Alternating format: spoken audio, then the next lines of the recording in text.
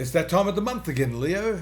Didici here with your March 2025 horoscope, and have a look at the congestion of planetary energy in your mysterious 8th house, if we could call it that.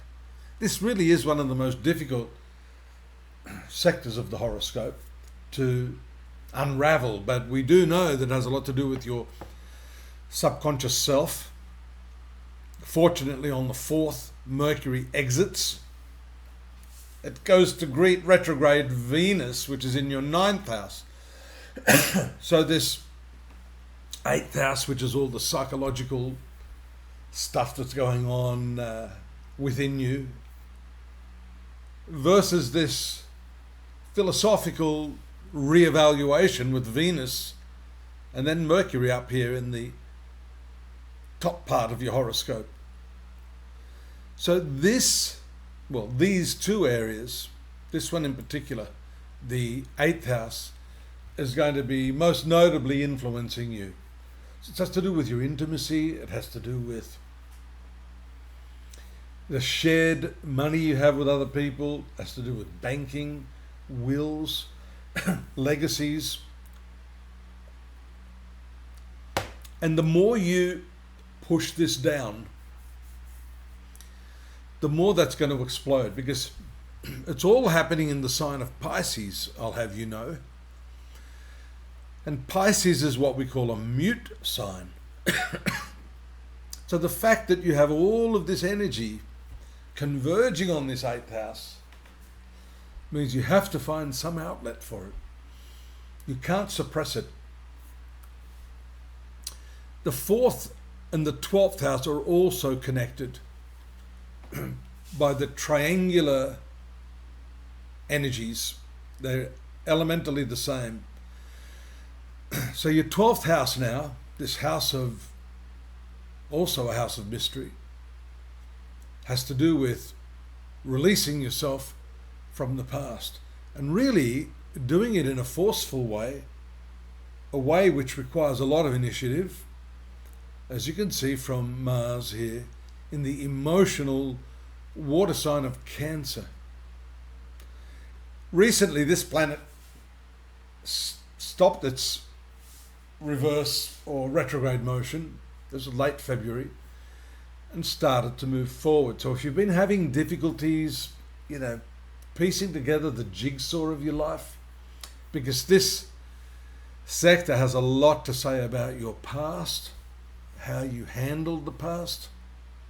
Mars, because it's a philosophical planet for you, might have something to do with overcoming the pangs of guilt.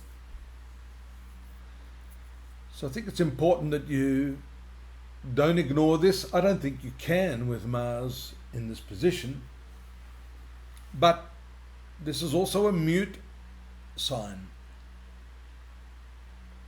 Mute means difficult to articulate, difficult to share. And then you've got,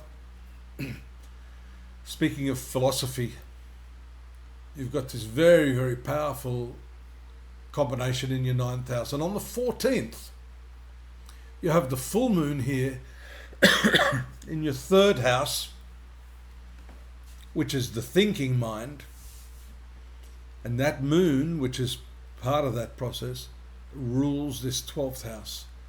So you can see a lot of stuff is going to open up at this time in your life. Now, sometimes it can result in anger. It can result in blaming yourself, guilt, shame, all of these things, because the zone of philosophy, morality, and judgment containing your ruler, the sun, is all playing out here. Triplets in the 9th, triplets in the 8th. These are the karmic triplets here: Saturn, North Node, and Neptune. And then you've got the position of the moon coming into at the latter part of the month to add more weight to this. It's nice that you can see here, Leo, that there's a triangular aspect to these planets. These triangular aspects are fortifying. They support the initiative that you've got there. And that, I'm sorry I had to wait till the end of the month, but the new moon there on the 29th is very telling, because that gives you an opportunity to comfortably begin a new process, to shed your skin, so to speak. That's the domain of this North Node, what's called Rahu, or the serpent, or the dragon's head. So this is reptilian in nature, and that tells you a lot about what you need to do to break through this, and that is simply shedding skin, letting go of the past. You see Venus and Mercury end the month retrogressing back into that 8th place.